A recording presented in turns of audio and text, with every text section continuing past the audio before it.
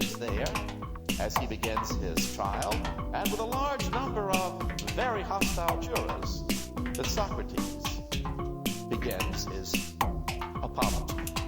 An apology does not mean saying that you are sorry.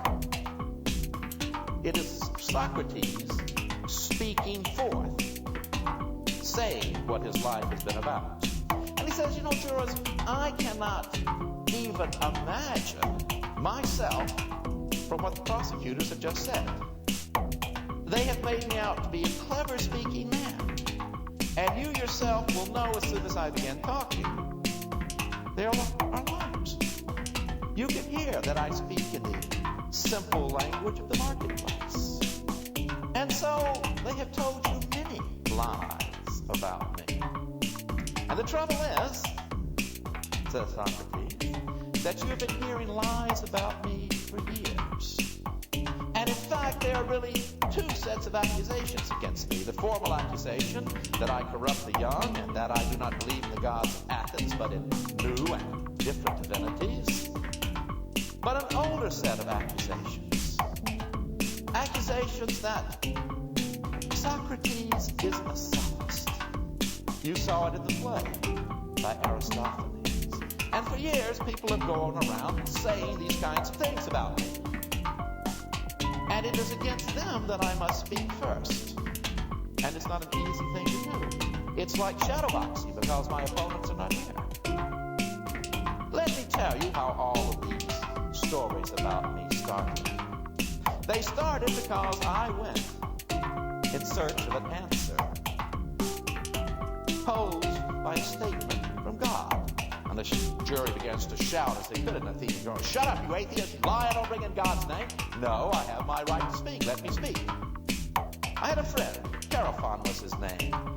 You know who he was. He was a great defender of the democracy and died fighting for the democracy. He went to the oracle of Apollo at Delphi and said, "Is any man wiser than Socrates?" And the answer came back, no. Socrates is the wisest man. And so when this was reported to me by Chaerephon, I could not imagine what the god meant.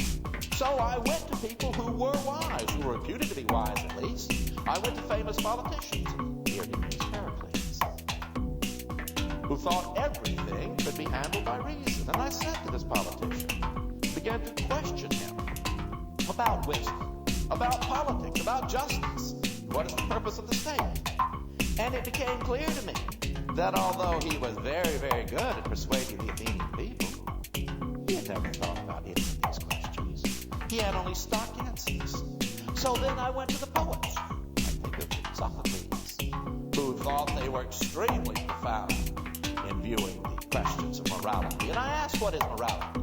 And it soon became clear to me that these poets could get all enthusiastic about what they were writing, but they couldn't explain it any better than an ordinary person. So then I went to the ordinary person, who after all is wise enough to make all of these great decisions under our Athenian democracy. And I found that although the person knew a lot about laying bricks, or carving a sculpture, or whittling wood, they knew nothing about these great questions of what is justice, what is right. They had never thought about them either. And so what I did was make a lot of people very mad at me, because they didn't like being questioned. They didn't like the fact that I did this in public. And so there grew up a great deal of hatred against me. And my friends, you call them students, but they're just friends, they sort of did the same thing, and this also made people angry. And so over the years, 30 years now, a great deal of hatred is built up towards me. And that is the reason I am on trial. I'll show you. Let me bring up the people who have made these charges. Anytus Mellicus. Tell me something, you who have accused me. Do I corrupt the young? Yes, he does, men of the jury. He corrupts them surely. Tell me something then. Who makes them better? Does the judge there make them better? Oh, yes. Do the jurymen make them better? Oh, yes. You mean there are 501 jurymen and they all make young people better? Well, yes, that's true.